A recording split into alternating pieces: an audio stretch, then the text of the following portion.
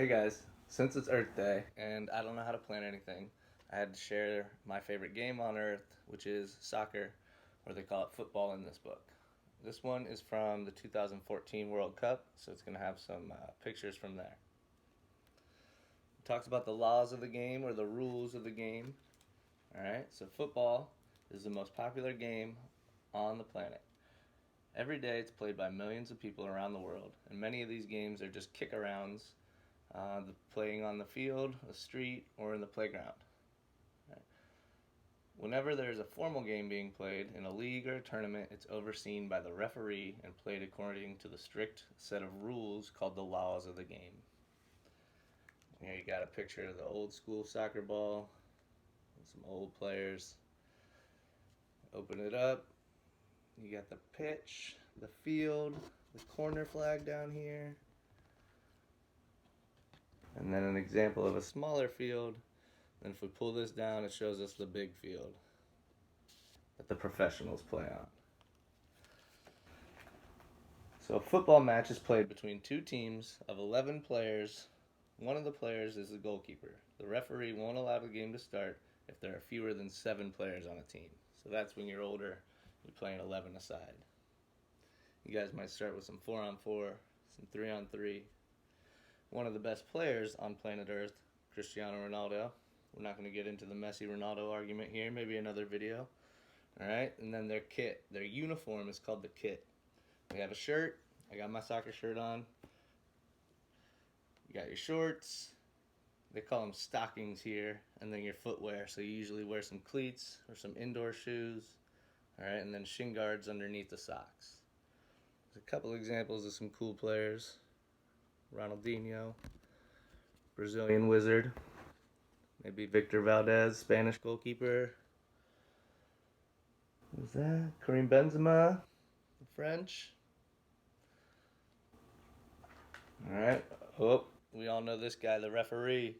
Alright, he controls the game, makes sure everybody's playing under or within the laws of the game. You got a couple, he's got his yellow card. Mom and Dad might need these, a little warning.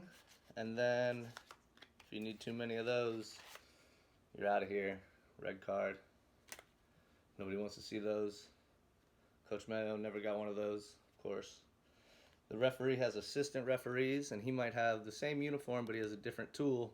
He doesn't need the cards, he's got a flag.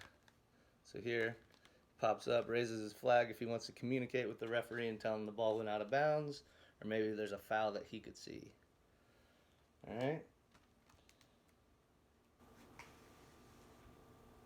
Oh, penalty kicks. Alright, the referee points toward the penalty spot if there's a foul inside the goal box, or he points toward the corner flag if it goes out of bounds over the goal line. So that team will get a kick in the corner right here, as we saw on the last page.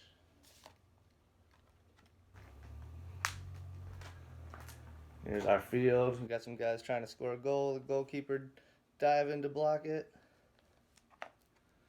Alright, some of the laws of the game are quite hard to understand.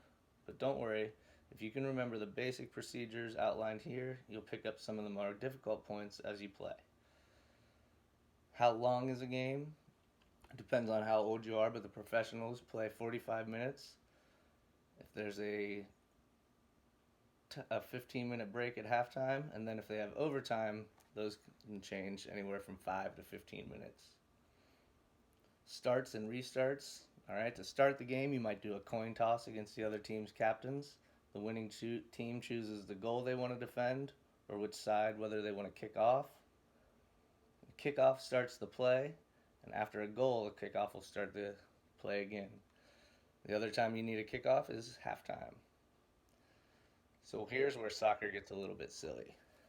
And this book is fun, because this ball is out of bounds. It's over the line. It's got to be entirely over the line to be out of bounds. So it shows us another one, the process of the ball going in and around and out. So once it goes over the whole line, that's out of bounds. It's back in play. So what about this one? The ball's on the line. Is it in play or out of play? So the ball is out of play if it wholly crosses the boundary line. If you are in any doubt, wait for the referee's decision. Keep playing. Play until the whistle. That's where we're going to listen to Coach Mayo instead of the book there. Just most of the ball is over the line, but it still says that we're in play because it's not wholly crossing the line. Same thing when you score a goal, all right? So if that ball is still on the line, do we still need to kick it in? Of course. You got to put it over the line, then we got goal, go, go, go, go, go. You got to celebrate too. If you don't celebrate, it doesn't count. All right, this is the mom and dad corner here. So when your kids get older, you're not going to be upset with the referees not knowing what offside is. All right, so the offside law causes referees and players the most headaches, and parents. It is definitely the most difficult to understand, but it's important as it prevents goal hangers from getting behind the defense and just waiting around to shoot on the goal. So people that don't want to run and play the game, they just stand by the goal and kick it in, you'll probably be offside.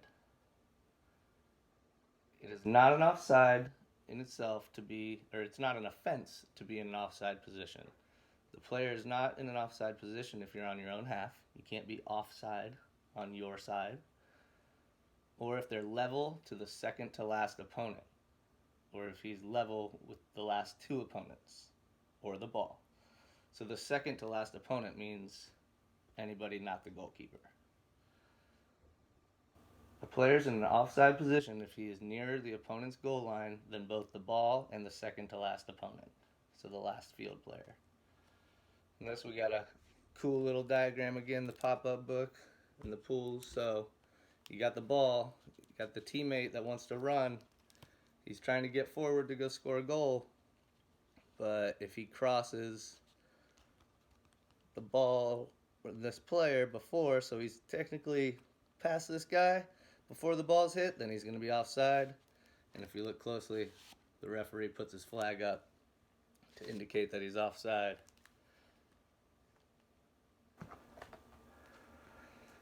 Discipline. We already talked about the red cards and yellow cards. We don't want any of those. Fouls are going to happen. All right, this looks like a rough little foul there. Looks like the old English 2 foot. Not legal. Being shown the red card is the ultimate punishment. It means the player must leave the field of play and take no further part in the game.